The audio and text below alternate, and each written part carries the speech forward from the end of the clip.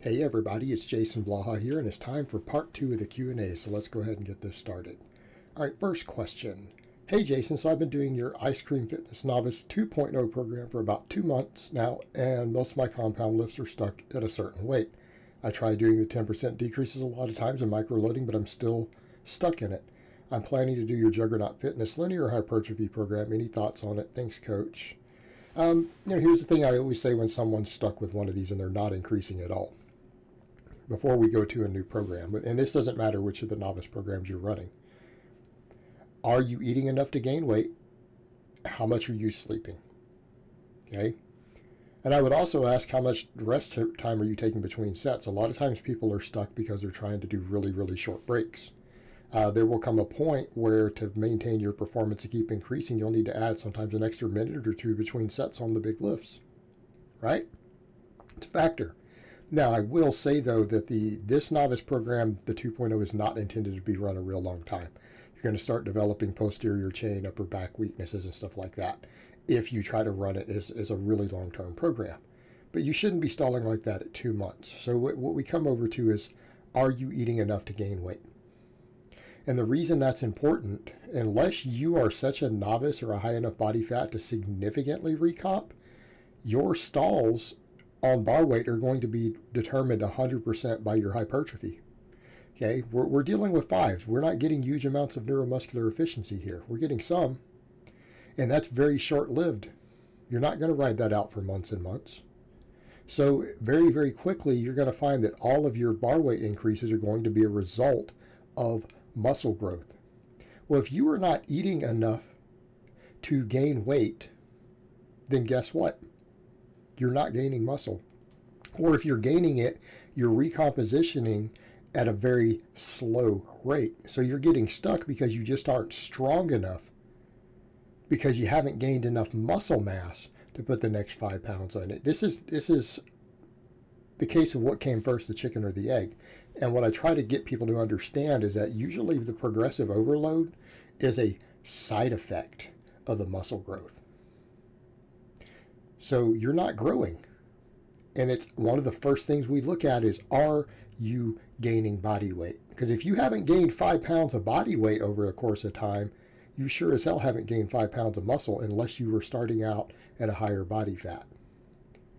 If you're a skinnier guy, you're going to have to put a lot of weight on to see strength increases, because you have to gain muscle.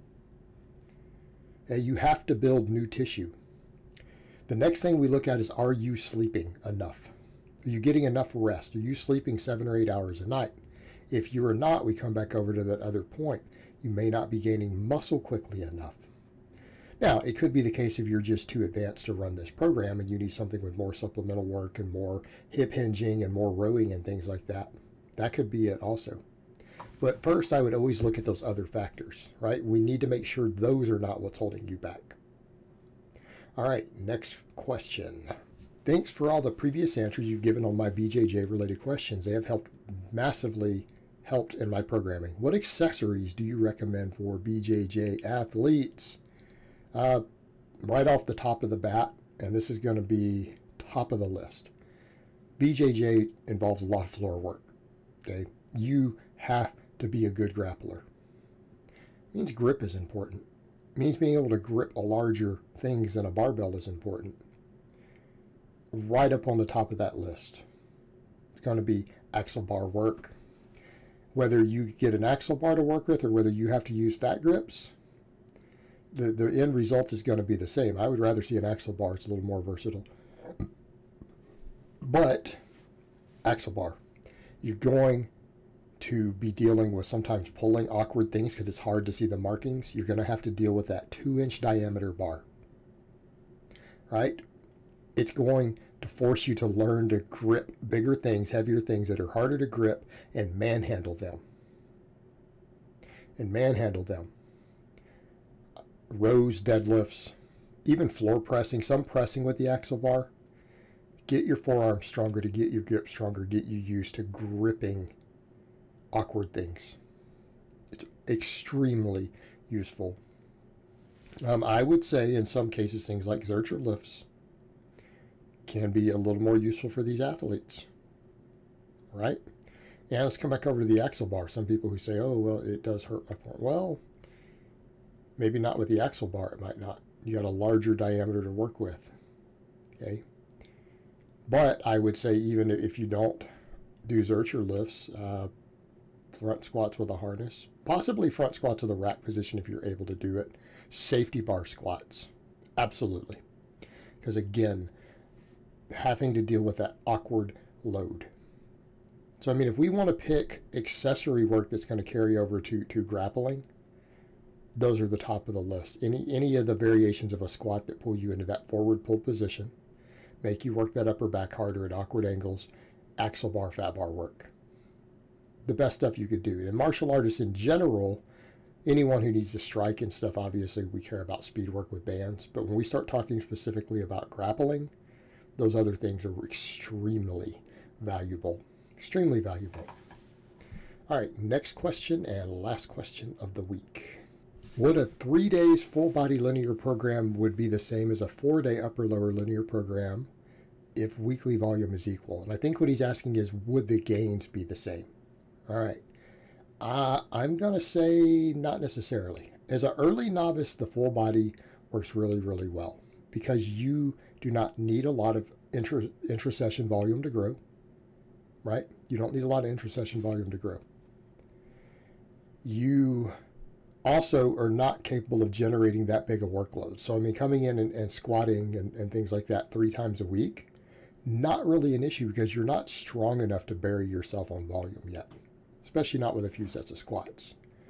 When you get out of that early novice phase, and this is one of the things I've changed my stance on over the years. Even when I mess with full body again as an advanced lifter 3 days a week, I didn't make the same progress I made on 4-day upper lowers. Nowhere near. And here's the reason. Intra-session volume for the muscles.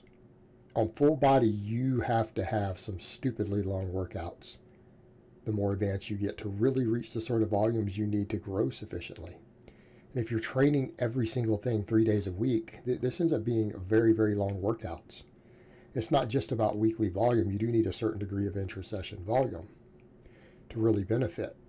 Hey, then we're dealing again with the recovery issues and everything, the higher frequency squatting and stuff. I generally find, and I program for pretty much all my lifters, I program 4-day upper lower for every single client I have unless they have a specific need that deviates from that. Okay, I find that it works well. And again, like I said in the other one, I'm not saying I couldn't make a push-pull legs work and work optimally. I could program it. I could probably do one myself.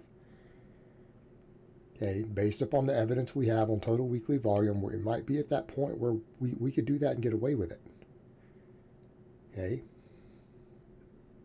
But I feel that for most people, that 4-day upper lower with everything twice a week is going to give you a better overall balance between total frequency, intra-session volume, and weekly volume once we get out of that ranked novice phase. Once we get out of that novice phase.